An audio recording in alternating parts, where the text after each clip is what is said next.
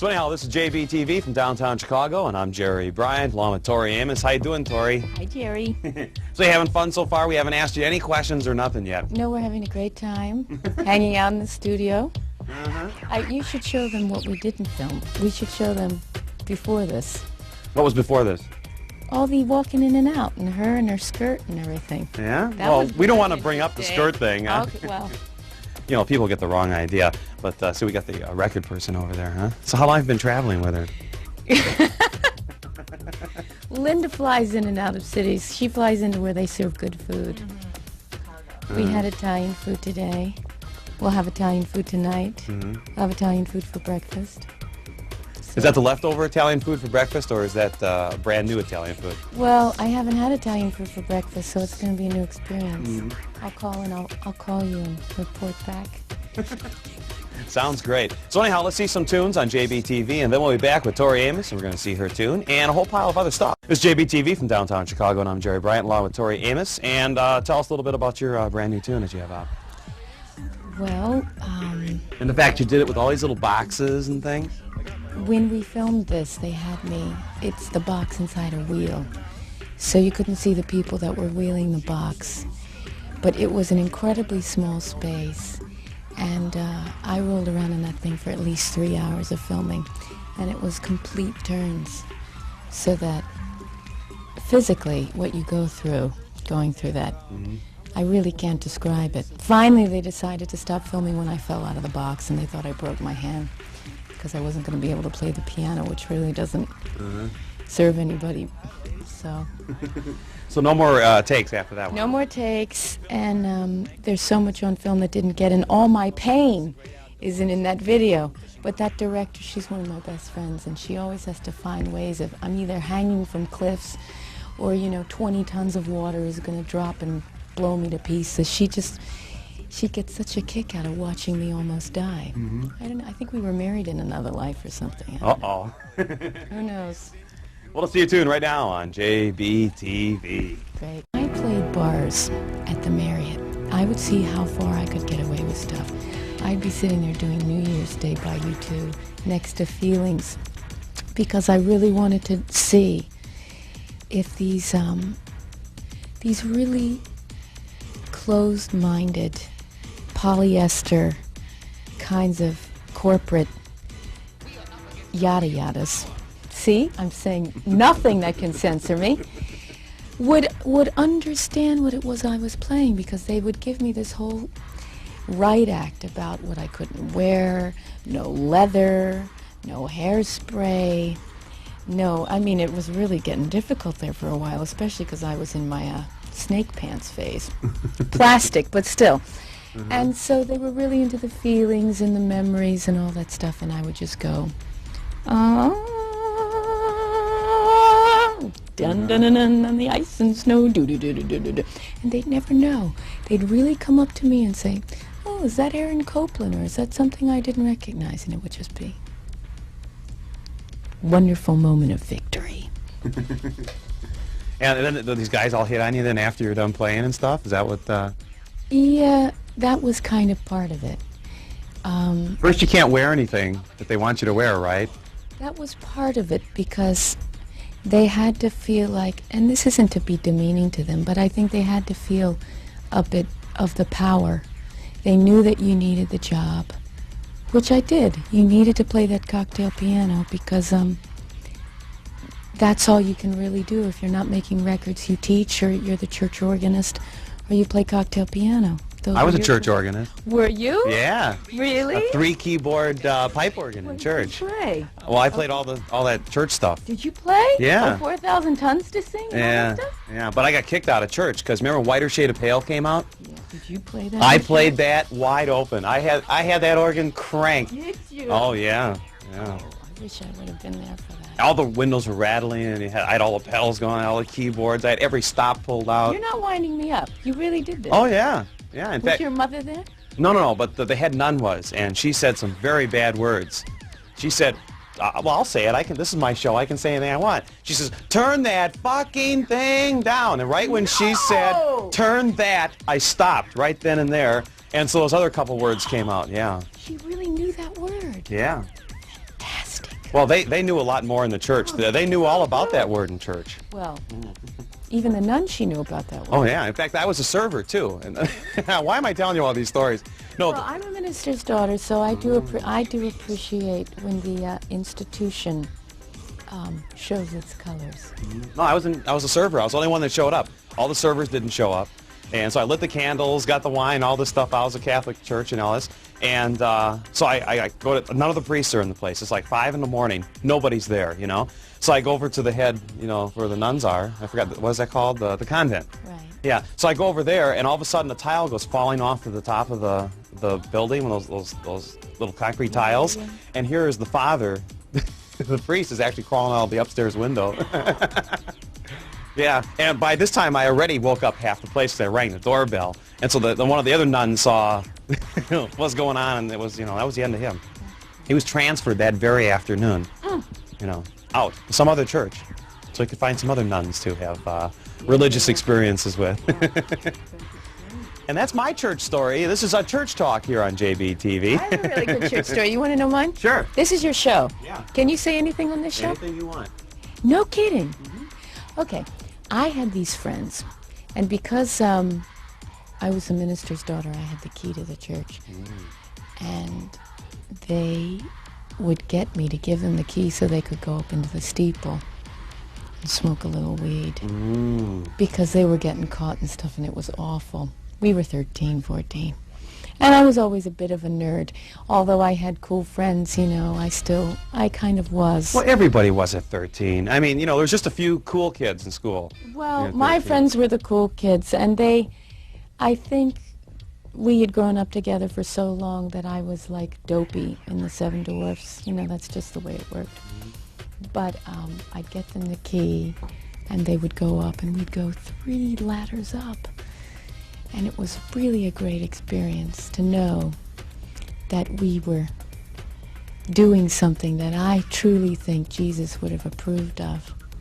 Because I think, and I always believe this, truly I say this from the honest part of my being, that the institution, my father and I discuss this a lot, he's a minister, and we agree on a lot of things. He would have nothing to do with what the institutions become about guilt and shame and repression, where people are afraid to express themselves, where they've divided the passionate side and the love side, and you think you can't have love and passion, lust, we call it, whatever terms we want to use, instead of it coming together in this balanced way. That's why I did music, because that's the only place I felt like I could express this stuff. And you get so confused with these ideals and these belief systems. So we did our duties, Jerry. Yeah, we grew up the old-fashioned way, without metal detectors and and all the stuff. I mean, it's really gotten bad in schools nowadays. And I mean, some of the kids that, you know, watch the show and they tell me, oh yeah, we were going through the metal detector at school and this other guy shot somebody in class. And I'm going, geez, what a... I mean, I just went... The hardest thing in school was figuring out lunch men, you know, what you're going to have for lunch. And complaining about lunch then, because it was the same, you know how school food was. I know exactly how school food was. My mother always made my lunch, but it always got soggy. She really tried, but you know how the peanut butter and jelly, the jelly got through on the other side of the bread? It's only good the first, you know, 2 or 3 minutes. No. I mean, you got to, like, do it right then and there. But I always wanted to share my peanut butter and jelly with Robert Plant. Oh, really? I always did, yes, sir. So did you have a chance to? Not yet. Well, he's on the show next, coming up. Not yet. Well, great. Well, this is fun. Let's see some more music videos here on JBTV. The in-depth interview on this edition, and we'll be back with Tori Amos. Who designed your cover here? Well, Cindy Palmano is one of my best friends. She does the videos. I don't know about She's you, done my but this covers. is a strange back cover here. Well, we all know what this is. Besides it being mushrooms, we know that it's very sexual, and that was the whole point of it. Because we thought it was good fun, that the box was really, really small, and that the mushroom was really massive. We thought it was really good fun. I mean, you know, we don't hide things around here. Anyhow, this is we're going to give 20 of these away. And if you know our address is 216 West Ohio, Chicago, 60610. I'm going to take it out of here because you're going to sign this for us right now. And one lucky viewer is going to get a signed autographed Tori Amos CD. And here we go.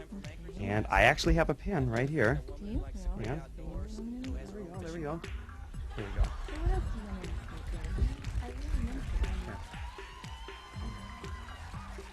I never ask questions because to me the music speaks for itself. And you know, you go on MTV, VH1, Letterman. Of course, well, you were on Letterman. Now, you know, a couple of our bands that have been here on JBTV went over to Letterman. Toad the Wet Sprocket was one of them, and they didn't have a chance to talk to him. And so tell us a little bit about that experience. Well, I think that David gets so many people really wanting to talk to him and wanting something from him that you feel like you're invading his space if you do that, because I've said this a couple times and I really truly mean that. I don't think anybody's just ever talked to him just because he's David, a guy, a person, which I think would be a really weird feeling, because people don't know me like I don't get that. I'm able to have conversations with people, just girls in a bathroom talking about what kind of lipstick you use. That's a great feeling. Instead of David and the girls in the bathroom. Well, no, I don't know about that. But it's just, I think, a strange feeling for people to want stuff from you all the time. So I don't know if anybody's just wanted to hang out for that reason alone. Well, he's got that girl stalking him, you know, that one girl that keeps... well, and I think she wants to hang out with him. That seems to be... yeah, she wants to, I think, do more than hang out with him, and I think that that's pretty spooky, because I can't imagine that happening. I think that you just feel so... I mean, that's really spooky. That's like one of those movies that... Those people shouldn't be excused to do that. Yes, it's a free country, but they're crossing boundaries. I mean, what if you had some chick stalking you 24 hours a day? I know you're going to say depends what she looks like, but what if you didn't like what she looked like? Oh, you mean that one? I mean, you know, really. So, we signed this. Okay, this is great. And our address is 216 West Ohio, Chicago, and you get the CD for Tori Amos. We're going to give away 20 of these CDs with this mushroom back. And I don't know, I still think that, you know, very interesting mushrooms here. I didn't know those were mushrooms, though. Yeah, they're mushrooms. I realized that was, I couldn't tell what they were. No, actually. they are mushrooms. That's a very late 19th century drawing, if I'm correct. And she was taking pictures of these in Devon, which is in the UK. She was taking pictures of these live mushrooms. She came back into me, and I said, what have you been doing? She said, I've been taking these pictures of these mushrooms. And I said, what kind of mushrooms? And she couldn't stop giggling for 10 minutes. I mean, she was just having the greatest time. So I guess we figured out what kind of mushrooms they could be. So we just decided that we had to share this with a few people. Mm-hmm. And that you did. What other tunes on your CD do you think that people should check out? Plus, it was called Little Earthquakes, and we couldn't resist little. Well, you know, in America, we're having more than little earthquakes. Yes, I know. Hopefully not as we speak, though, you know. No, well, this wasn't, I'll tell you, when I was experiencing these, writing these songs, I felt like my guts were walking around. I was watching my intestines just kind of standing there like eels dancing up in front of me. And not to get gross on you, but I think when you're going through stuff emotionally, you feel like all your body parts are just out there. What's so emotional about all this? Oh, I don't know. Just some trauma. Trauma? Just a little trauma? But we've worked through it mostly. So I don't think I'll ever have anything to write about again. I think I got to go into something else, maybe cooking or something. Well, we heard that the Marriott needs a classical pianist. Oh, yeah. Yeah, that would be interesting. So we hear you're a big star now in England. Everywhere you go, it's all, you know, everywhere.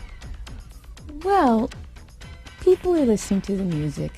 I've been doing this for so long that I don't know, big star is kind of like a bit of an eye roll, just because... You got to work all the time. You never have time Well, yourself. I think, but you know, the funny thing is it's great that as musicians, people put us on, we have magazines about us, but it could have been scientists, you know. Rolling Stone could have been about physicists, and they could have had their open chests and stuff with their little microscopes, and it could have really been. They chose music and they chose film, but they didn't have to do that. They could have chosen any profession, really, when you think about it. And 200 years ago, it wasn't about that. It didn't have all the glitz and the, this means you're somebody. I think that gets really tricky, because I know a lot of people making records that thought that when they put it out and got recognition, that meant, fame meant they were somebody. That doesn't mean you're somebody. That means that you just get your picture in a lot of places. That's all it means. It means you get stalked by people. We'll see a music video, and then we'll be back right here on JBTV.